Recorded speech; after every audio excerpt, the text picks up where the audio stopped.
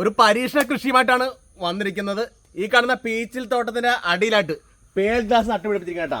Square ഫീറ്റിന് 15 രൂപ വെച്ച് additional വരുമാനം ഉണ്ടാക്കാം. ഈ വിദ്യ ഉണ്ടല്ലോ കൃഷിയിൽ ആദ്യമായിട്ട് പരീക്ഷിച്ച് നോക്കിയാണ്. തുടക്കം ഇവിടെ നിന്നാണെങ്കിൽ ഈ ടോപ്പിൽ കയറുന്ന വരെയുള്ള കംപ്ലീറ്റ് ഇലകളും കട്ട് ചെയ്ത് മാറ്റിയിരിക്കുകയാണ്. ഈ 2 വശത്തും താഴെ വീട്മാറ്റിട്ടുമാണ് ചേരിക്കുന്നത്. പക്ഷേ ഈ വിളവ് നോക്കിയേ, ഈ കാണുന്ന 50 മീറ്റർ പാത്തിൽ നമ്മൾ ചേരിക്കുന്നത് പരമ്പരാഗത രീതിയിൽ തന്നെയാണ്. അതായത് തുടക്കം മുതലുള്ള ഇല നിർത്തിക്കൊണ്ടാണ് ഇവിടെ ചേരിക്കുന്നത്. പക്ഷെ ഉള്ളൊരു കുഴപ്പം കണ്ടാ പഴുപ്പ് വായിപ്പിച്ചിട്ടുണ്ട് കേട്ടാ. ഇതുണ്ടോ? അപ്പോൾ ഇത് മേലാട്ട് കയറി എല്ലായിടത്തും സ്പ്രെഡ് ചെയ്യുമ്പോൾ വിളവ് കുറയും. അതാണ് ഇവിടുത്തെ ഒരു കുഴപ്പം. തോട്ടത്തിലെ രാത്രികാല അവസ്ഥ ഇതാണേ. അപ്പോൾ നമ്മളിവിടെ സോളാർ വർക്ക് ചെയ്യാൻ തുടങ്ങിയിട്ടുണ്ട്. ഇതിൻ്റെ സമയം എന്ന് വെച്ചാൽ 7 മണി മുതൽ 10 മണി വരെ ഇതിൻ്റെ ലൈറ്റ് വർക്ക് ചെയ്യുന്ന സമയം.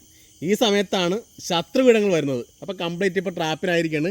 ഇപ്പം നിലവിൽ ജീവനുണ്ട്. രാവിലെ ആകുമ്പോൾ എല്ലാം ചത്തു പോകുന്ന രീതിക്കാണ് ഇവിടെ അറേഞ്ച് ചെയ്തിരിക്കുന്നത്. ഈ കെണിയൊക്കെ സ്ഥാപിക്കുമ്പോഴേ തണൽ നോക്കി സ്ഥാപിക്കുന്നതാണ് നല്ലത്. തോട്ടത്തിൽ നിന്ന് ഇച്ചിരി മാറിയാണ് ഏറ്റവും നല്ലത്. പുതിയൊരു വ്യത്യസ്തമായ വീഡിയോയിലേക്ക് എല്ലാവർക്കും സ്വാഗതം. ഇന്നിപ്പോൾ പീച്ചിൽ കൃഷിയാണ്. അതായത് പന്തൽ കൃഷി എന്നവർക്ക് എല്ലാവർക്കും പ്രയോജനകരമായ ഒരു വീഡിയോ ആണ്. അപ്പോൾ നമ്മളിവിടെ ഈ വിളവ് കണ്ടാ, ഇത് ഫസ്റ്റ് ഉണ്ടായ ഒരു വിളവാണ്.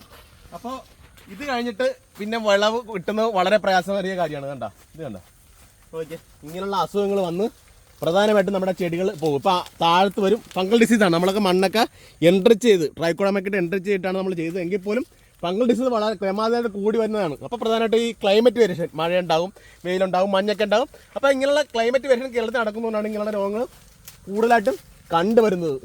കണ്ടാ നോക്കിയേ, ഇത് തുടക്കത്തിൽ വരും. എന്നിട്ട് മേലാട്ട് പോയിട്ട് ഇച്ചു കഴിഞ്ഞ് പിന്നെ ഇങ്ങനെയുള്ള അസുഖങ്ങളെല്ലാം വന്നു കഴിഞ്ഞ് എല്ലാ ചെടിയിലും ഇലയിലും വന്നു കഴിഞ്ഞ് പിന്നെ ഈൽഡ് തീരെ കുറഞ്ഞൊരവസ്ഥയിലുള്ളത്. ഇതിപ്പോൾ ഫസ്റ്റ് വെള്ളമാണ്. ഇവിടെയൊക്കെ ഓൾറെഡി കുറേ തത്ത കുത്തിയൊക്കെ ഇവിടെയൊക്കെ പോയിട്ടുണ്ട്. ഇങ്ങനെയുള്ള പ്രതിസന്ധികളൊക്കെ വേറെയായി. ഇവിടെ നമ്മൾ വീൺമാറ്റിട്ടാണ് ചെയ്തിരിക്കുന്നത്. ഇവിടെ നമ്മൾ ഇടയ്ക്കിടെ കുക്കുമ്പറും നടത്തിയിട്ടുണ്ട്. പക്ഷേ സൺലൈറ്റ് കംപ്ലീറ്റ് പോയതുകൊണ്ട് ഈൽഡ് വളരെ കുറവാണ്. അപ്പോൾ നമ്മൾ അടുത്ത സ്ഥലത്ത് നമ്മൾ വേറെ രീതിക്കാണ് നമ്മൾ ചെയ്തിരിക്കുന്നത്. ഇപ്പോൾ നമ്മൾ കൂടിട്ടിരിക്കുകയാണ് കേട്ടോ.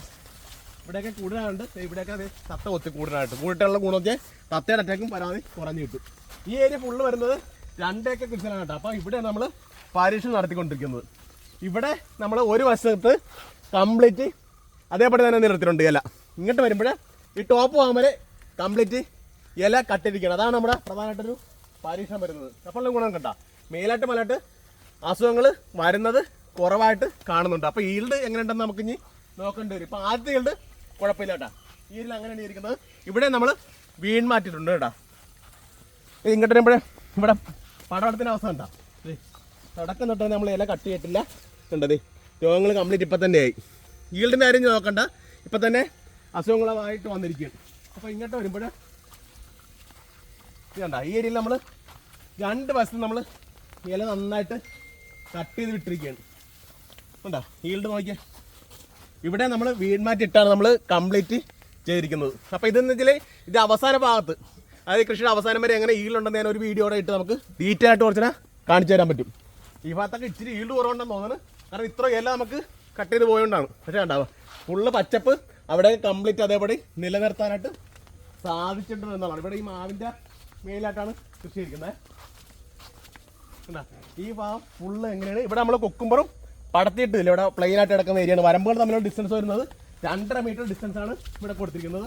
അപ്പോൾ തന്നെ ഇവിടെ ട്രാപ്പൊക്കെ സ്ഥാപിച്ചിട്ടുണ്ട്. മഞ്ഞയും നീലയും ട്രാപ്പൊക്കെ ഇവിടെ സ്ഥാപിച്ചിട്ടുണ്ട്. ഇവിടെ നമ്മളിങ്ങനെ കൊടുത്തിട്ട് പിന്നെ ഓൾറെഡി ജൈവവളങ്ങളെല്ലാം ചേർത്ത് കൊടുത്താണ് ഇവിടെ കൃഷി ആരംഭിക്കുന്നത്.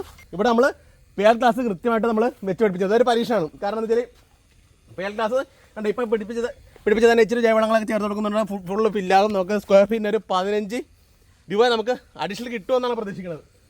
ഇതുണ്ടല്ലോ പന്തൽ കൃഷി എന്ന് വെച്ചാൽ ഫുള്ള് പടം കയറി ഒരു 1.5-2 മാസത്തിനുള്ളിൽ ഇതിൻ്റെ കാലാവധി കഴിയും. എന്നാലും ഒരു മിനിമം ലൈറ്റ് കിട്ടുന്ന രീതിയിലാണ് ഇവിടെ ചെയ്തിരിക്കുന്നത്. നല്ല വെയിൽ കിട്ടുന്നത് പേൾ ഗ്ലാസിന് കൂടുതൽ വിളവ് കിട്ടാൻ സാധിക്കും. അപ്പോൾ അത് എക്സ്ട്രാ ഇൻകം ഉണ്ടാവുന്ന പ്രതീക്ഷയാണ് ഇരിക്കുന്നത്. ഇവിടെ നമ്മൾ വേറെ ടൈപ്പ് പേൾ ഗ്ലാസ് ആണ്, ഒരു വൈറ്റ് ഷെയ്ഡിലെ പേൾ ഗ്ലാസ് ആണ് ഈ ഏരിയയിൽ ഫുള്ള് നട്ടിരിക്കുന്നത്. ഇതും കൃഷിയിടത്തിലാണ്. അവിടെ പാവൽ കൃഷിയാണ് കേട്ടോ. അപ്പോൾ അവിടെ അങ്ങനെയാണ് ചെയ്തിരിക്കുന്നത്. കപ്പലിൻ്റെ പിണ്ണാക്ക് വെച്ചിരിക്കുകയാണ്. ഇതിപ്പോൾ ഒരു 15 കിലോ ഉണ്ട്. അപ്പോൾ നമ്മൾ എന്താ ഇട്ട് കുറച്ച് ഡയലൂട്ട് ചെയ്ത് ഇങ്ങനെ കടക്കൽ ഒഴിച്ചു കൊടുക്കും ഹോള് വഴി. എന്താ ഈ രീതിക്കൂടൊക്കെ നമ്മൾ ആഴ്ചയിലൊരിക്കൽ ചെയ്യുമ്പോൾ കൂടുതൽ ഈൽഡ് കിട്ടുമെന്നാണ് പ്രതീക്ഷിക്കുന്നത്. അവിടെ ഈ ചീരയൊക്കെ നമ്മളിവിടെ നട്ടുണ്ടായിരുന്നത് ഫസ്റ്റ് തന്നെ വിളവെടുത്ത്. കേരളത്തിലെ ഹൈ ഡെൻസിറ്റി ഫാമിങ്ങിന് വലിയ സാധ്യതയാണ് ഉള്ളത്. അപ്പോൾ അപ്പോൾ പുതിയ പുതിയ പരീക്ഷണങ്ങൾ ഇങ്ങനെ നടത്തിക്കൊണ്ടിരിക്കുകയാണ്. അപ്പം ചിലപ്പോഴൊക്കെ നല്ല ഈ മുകളിൽ സക്സസ് ആണുള്ള പ്രതീക്ഷ ഞാൻ കാണുന്നുണ്ട്. അപ്പം സക്സസ് ആണെങ്കിൽ തീർച്ചയായിട്ടും ഇതിൻ്റെ വീഡിയോ ഉണ്ടാവും. ഇവിടെ തന്നെ സാഹചര്യം വെച്ച് നോക്കുമ്പോൾ വലിയ കുഴപ്പമില്ലാതെയാണ് നിലയിൽ പോകുന്നത്. അപ്പോൾ ഇതൊക്കെയാണ് ഈ വീഡിയോ വിഷയങ്ങൾ. അപ്പോൾ മറ്റൊരു പുതിയ വീഡിയോയിൽ പുതിയൊരു ഇഷ്ടം കാണുന്നവരെ ബൈ.